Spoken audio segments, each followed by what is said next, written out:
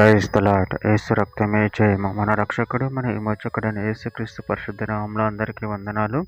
చిన్న ప్రార్థన ద్వారా ఈ ఉదయకాల వాక్య ధ్యానం చేసుకుందాము. పరిశుద్ధుడ మహాకరుడైన దేవ యేసయ్య, సర్వాధికారినైన మీకే వేలాది వందములు కృతజ్ఞతాస్తుతి స్తోత్రం చెల్లించుకుంటున్నాను దేవ ఉదయకాలం ప్రభు వాక్య భాగం ధ్యానిస్తుండగా వాక్య భాగం మాకు అర్థమవునట్లు సహాయం చేసి మీ కృపలో బలపరిచి నీకు మాదిరిగా మమ్మల్ని నడిపించమని చిన్న ప్రార్థన ప్రభు యేసుక్రీస్తు పరిశుద్ధ నామములో అడిగి వేడుకుంటున్నాను తండ్రి. Amen amen. రోమిలికి రాసిన పత్రిక 2వ అధ్యాయం 10వ వచనము. సత్క్రియ చేయు ప్రతి వానికి మొదట యూదునికి గ్రీస్తునికి కూడా మహిమయు ఘనతయు సమాధానము కలుగును. ఆమెన్. దేవుడి వాక్య భాగం దీవించిన గాక. ప్రభునందు ప్రియులారా, మనము ఇక్కడ వాక్య భాగంలో గమనించి చూసినట్లయితే సత్క్రియ చేయు ప్రతి వానికి మొదట యూదునికి గ్రీస్తునికి కూడా మహిమయు ఘనతయు సమాధానము కలుగును.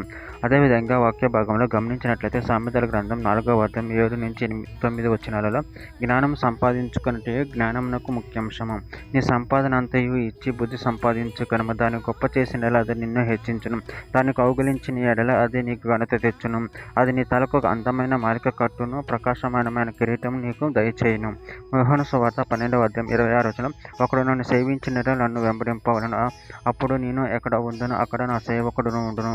ఒకడు నన్ను సేవించిన నా తండ్రి అతని గణపరచును.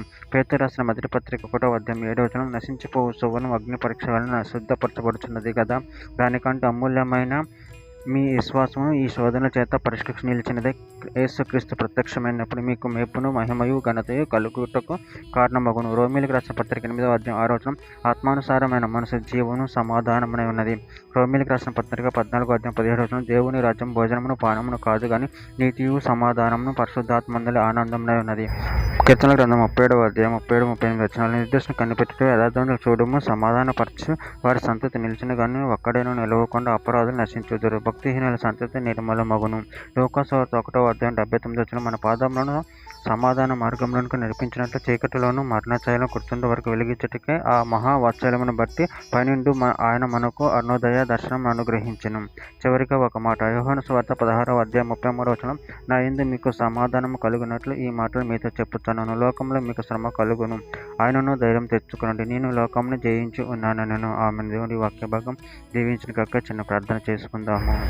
పరిశుద్ధుడ ప్రేమగల దేవ యేసయ్య, నేను మీరు ఇచ్చిన వాక్యదానాన్ని బట్టి ప్రభావ మీ కృతజ్ఞతలు చెల్లించుకుంటున్నాను తండ్రి. ప్రభావ మేము సత్మార్గంలో నడిచి నిన్ను మహిమపరిచి నిన్ను గణపరిచే వరకు శక్తిని బలాన్ని మాకు అనుగ్రహించి మీ కృపను కాచి కాపాడమని చిన్న ప్రార్థన యేసుక్రీస్తు పరిశుద్ధ నామములో అడిగి వేడుకుంటున్నాను తండ్రి. ఆమేన్.